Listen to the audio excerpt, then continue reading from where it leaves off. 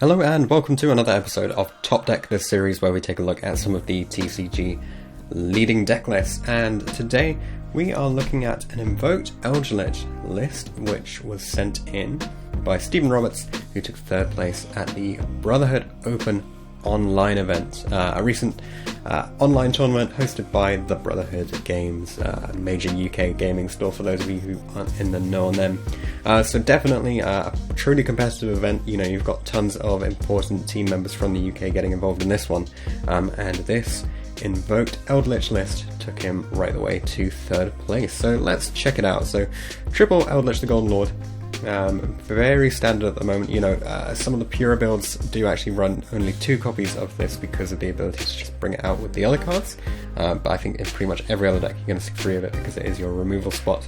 Then a triple Alistair the Invoker for your Invoked Engine, triple Ash Blossom as the first hand trap, just being a monster there, triple Meltdown, triple Call by the Grave, triple Cursed Eldland to get searching your Eldlich Engine, triple Extravagance, you can get away with this one, which is pretty interesting, double Invocation, double Elixir of Black Awakening, 1 Terraforming, triple Judgment, triple Conquistador, double Hequero, triple Scarlet Sanguine, and triple Infinite Impermanence. So 6 hand traps within this deck. And it's structured as like a going first build because the Eldlich engine is really like about grinding through going first, whereas the Invoked engine gives you a little bit of ability to push through the existing boards, I think, there. For the extra deck, triple Macabre, you do have to play triple of this because of the Extravagance, double Purgatorio. I wouldn't play one because I think you'll miss out on it every now and again when you actually need it. Double Pleiades, double Gustav Max, double Liber, 1 Phoenix, 1 Secure Gardener, and double Almirage. Obviously Almirage is much more important to summon than the Gardener, but as soon as you go into the first Almirage it gives you your first Gardener anyway, so you can get that off generally before you resolve your Extravagance if you need to. Side deck got some really interesting stuff here. So we start off with Xaphion the Time Lord. So if you don't know what this does, it can't be special summoned from the deck. If you control no monsters, you can normal summon it without tributing. It can't be destroyed by battle or by card effects, and you take no battle damage from attacks involving it with its, you know, really weak 0/0 stat line, which you'd otherwise be a bit worried about. At the end of the battle phase, if battled, then you shuffle all spells and traps your opponent controls into the deck. That is like sort of the prime piece for this. So there is some other back row removal for this card, alongside this card, but this is just like a great normal summon option that gets rid of all of your opponent's back row at once, which isn't a Denko Sekka as well, because Denko is just not that good given how much continuous trap stuff there is at the moment, and this is significantly better. Like if you summon Denko and then you start removing all of your opponent's traps against Eldlich, those all just float into other things, whereas if you shuffle them all into the deck, then there's no floating from there, so you really take away the resources. Then also, if this card is sent from the field to the graveyard, you can draw 1 card once per turn during a standby phase, shuffle it into the deck. People do generally just tend to leave it there because it's not so much of a problem, so it can just go back into the deck quite a lot. And then triple Gamma Seal. For more back row removal, we've got triple Cyclone and triple Evenly, and then for more removal for monsters, we've got Dark Ruler, no more. So side deck just geared towards removing stuff from the field. There's no like floodgates or anything. There's no dedicated going first stuff within here, although you could side in like the Cosmic Cyclone and stuff when you are going second. Let's get on to the siding strategy first off. So if you're going up against Eldlich or control decks, then triple Cosmic comes in because it stops them from floating through their traps, and Imperm comes out because it just doesn't have a huge impact there. When you're going second, you can put in your Xaphions and your Cosmics and your Evenlies, all great ways to start removing their resources. You take out the Call by the Graves, the Judgments, and the Imperms. Call by the Grave is like super valuable in certain game states against Eldlich, but generally it's better to just play the other board removal here, I think. Against Animatia, no changes when you're going first, but when you're going second, you get to bring in the Dark Ruler No Mores and the Evenly Matched, taking out the Call by the Graves, which are obviously dead at that point, and the Triple Judgment. Because the hand trap count for this deck is so limited, you do have to go with that removal instead. So Evenly and Dark Ruler just are the best options here.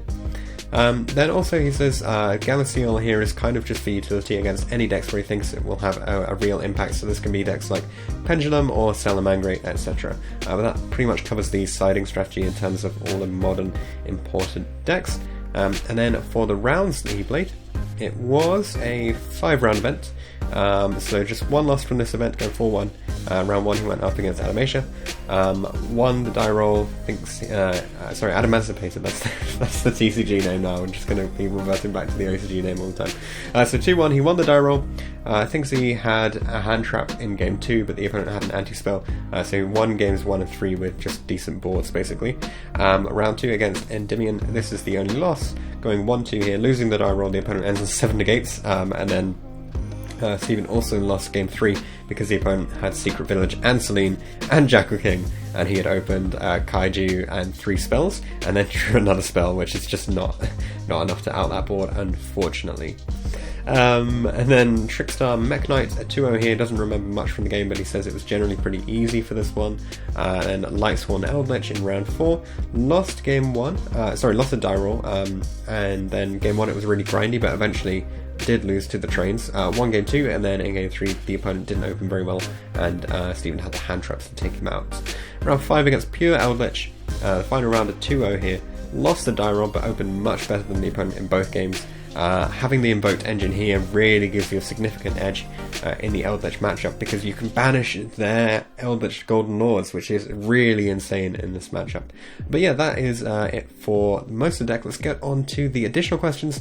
Obviously this is built for going first. If you're blinding first, the typical end board is something like Macabre with Golden Land and traps, but it really depends on your opening hand. Like the Macabre is sort of the safest bet out of those things as to what's going to be on the board. The hardest matchup is the Adamancipator when you're going second. It's quite hard to break that board, and it can be the same with some of the other combo decks because you don't have the hand traps to stop them mid combo, so if they just pop off too well, then you just can't deal with it. I asked him what, if any, other matchups are free for this deck. He says he hasn't really played it enough to tell. Obviously, the lockdown ongoing does mean that it's very difficult for people to get enough time in to engage in proper competitive play. So if you are able to get involved in an online event, definitely do it when you can. As for changes to the list, he says he probably would make some changes, but he hasn't thought about it too much. He's not sure if he's going to be playing any events anytime soon, so maybe not this deck for them anyway.